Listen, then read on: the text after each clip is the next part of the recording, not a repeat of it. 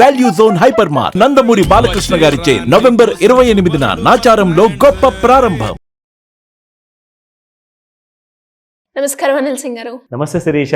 So బంగారం ఈ రోజు రేట్ ఎలా ఉంది సార్? పడుతుందా లేదంటే పెరుగుతుందా? పెరిగితే ఎక్కడి వరకు పెరిగే అవకాశం ఉందంటారు? అండ్ నిన్నటి వరకు అయితే ఫాల్లో ఉంది, ఈ రోజు కూడా ఫాల్లోనే ఉందా మూమెంట్? ఎస్, ఫైనల్గా నాకు ఒక సంతోషాన్ని ఏం కలిగిస్తుందంటే మన వాళ్ళు వినాల్సిన గుడ్ న్యూస్ తీసుకొచ్చా. అదేంటంటే గోల్డ్ ఫాల్ జర్నీ అనేది మళ్ళీ మొదలైంది.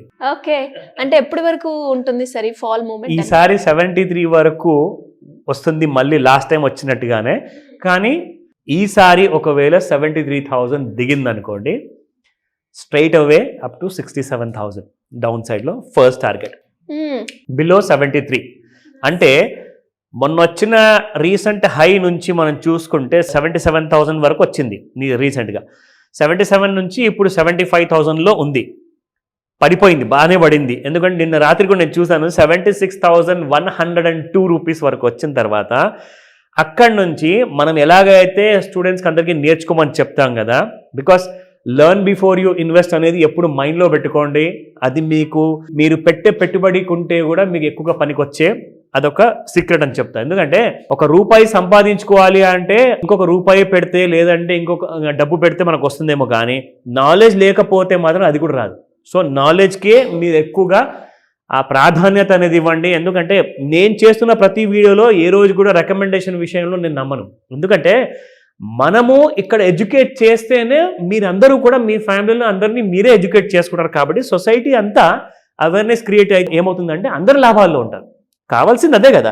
సో బేసిక్గా ఏంటంటే మీరు ఎవరిపైన కూడా ఆధారపడకూడదు, ఎవరిపైన కూడా మీరు డిపెండ్ అవ్వకూడదు, సెల్ఫ్ సఫిషియెంట్గా ఉండాలి.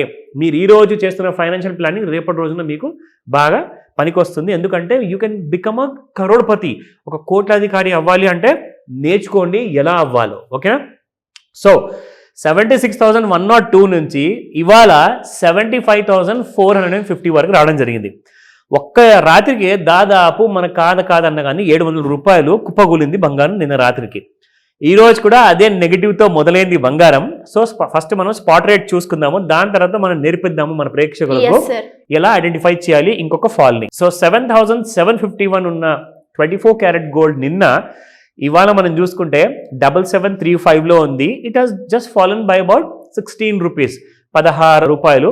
సో ఇక్కడ మనం 22 క్యారెట్ గోల్డ్ చూసుకుంటే 7105 ఉన్న ప్రైస్ నిన్న కాస్త ఈ రోజున 7090కి వచ్చింది. లాస్ట్ టైం 22 క్యారెట్ గోల్డ్ మనకు 6900 వరకు వచ్చిందండి. ఈసారి కూడా అదే దరిదాపుల్లో ఉంది. జస్ట్ ఒక 200 రూపీస్ అటు ఇటుగా ఫాల్ జరిగింది అనుకోండి.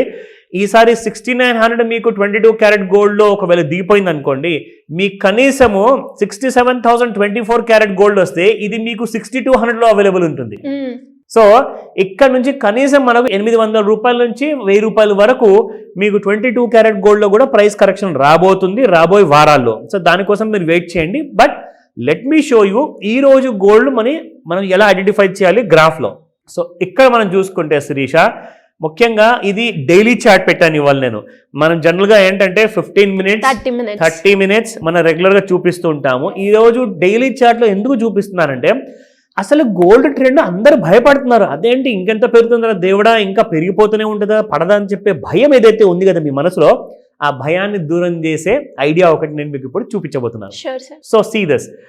ఈ డైలీ చార్ట్లో మనం చూసుకుంటే ఒక్కసారి నేను ట్రెండ్ లైన్ ఇక్కడ డ్రా చేసి చూపిస్తాను. ఎలాగైతే గోల్డ్ మనకి దాదాపు ఒక ఫాల్ అంటే 10th అక్టోబర్న అక్కడ ఒక చిన్న ఫాల్ 74,700 వరకు పడిపోయిన తర్వాత అక్కడ నుంచి మనకి gold has gone to a high of 79,681 అండి. అది మనకు ఫ్యూచర్ ప్రైస్. కానీ స్పాట్లో మీకు 82,000 దాకా కూడా వెళ్ళింది.